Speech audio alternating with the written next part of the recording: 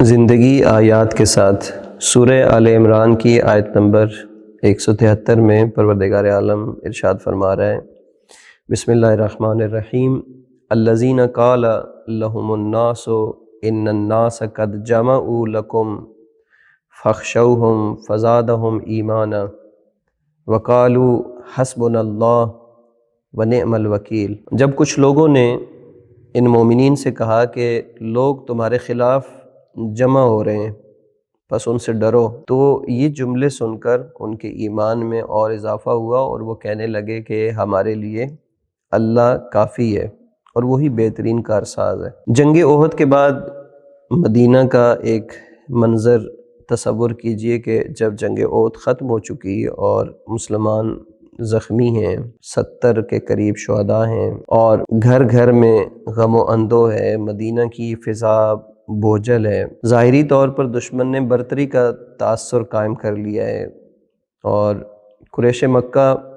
واپسی پر ایک نفسیاتی جنگ شروع کرتے ہیں، افواہیں پھیلتی ہیں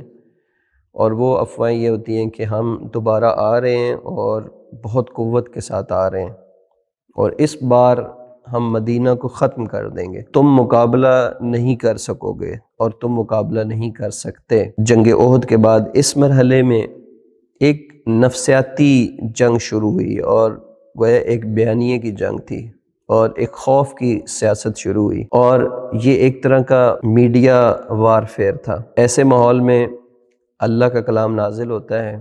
الذین قال لهم الناس ان الناس قد جمعوا لکم فاخشوہم، کہ لوگوں نے جب یہ افواہیں آ کر پھیلائیں، یعنی اس زمانے کا میڈیا افواہیں پھیلائیں انہوں نے کہ تمہارے خلاف لشکر جمع ہو چکا ہے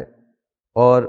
اس سے ڈرو، اس کی بہت ہیبت ہے اور وہ بہت بڑی طاقت کے ساتھ آ رہے ہیں۔ ادھر سے میڈیا یہ افواہیں پھیلا رہا ہے اور اپنے ایمان کی بدولت فزادہم ایمانا، یہ سن کر ان کا ایمان اور بڑھ گیا۔ اور یہی مومن کا مزاج بھی ہے کہ جب دھمکی آتی ہے تو وہ دھمکی سن کر دشمن کی اس ہیبت کو سن کر خوفزدہ نہیں ہوتا، بلکہ یہ خوفزدہ ہونا ایک عام انسان کا رد عمل ہوتا ہے جس کی سوچ مادی ہوتی ہے یا جس کا ایمان کمزور ہوتا ہے۔ لیکن جو قوی ایمان والا ہے وہ دھمکی سن کر اللہ کی طرف متوجہ ہو جاتا ہے اور وہ اپنی ایمان کا اس طرح سے اظہار کرتا ہے کہ حسبنا اللہ ونعم الوکیل،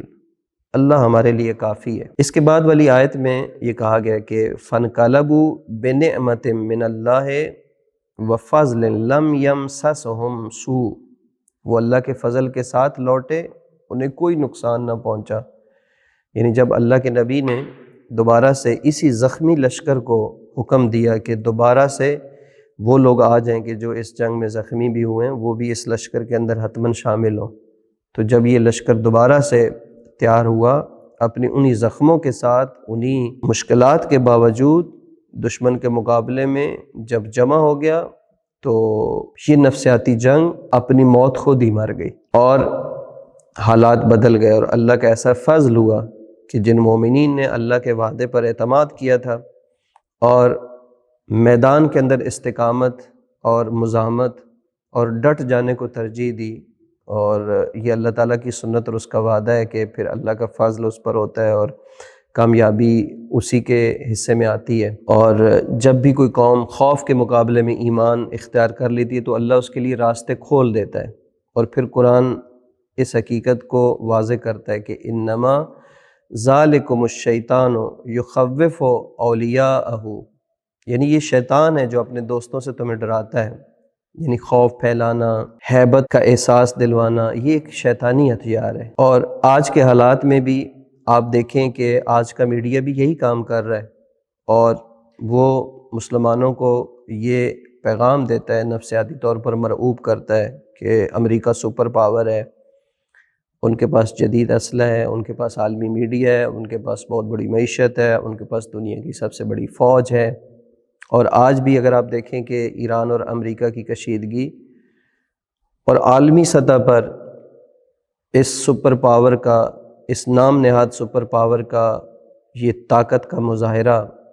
اور پھر میڈیا کے اندر یہ نفسیاتی جنگ کہ اس سے مقابلہ ممکن نہیں ہے، تم جھک جاؤ، یا ان سے مذاکرات کی ٹیبل پر تھوڑی نرمی دکھاؤ، اور یہی جملہ پھر دہراتے ہیں ان الناس قد جمعوا لکم فاخشوہم، کہ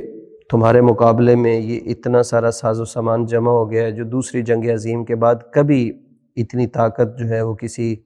ملک اور قوم کے مقابلے میں جمع نہیں ہوئی۔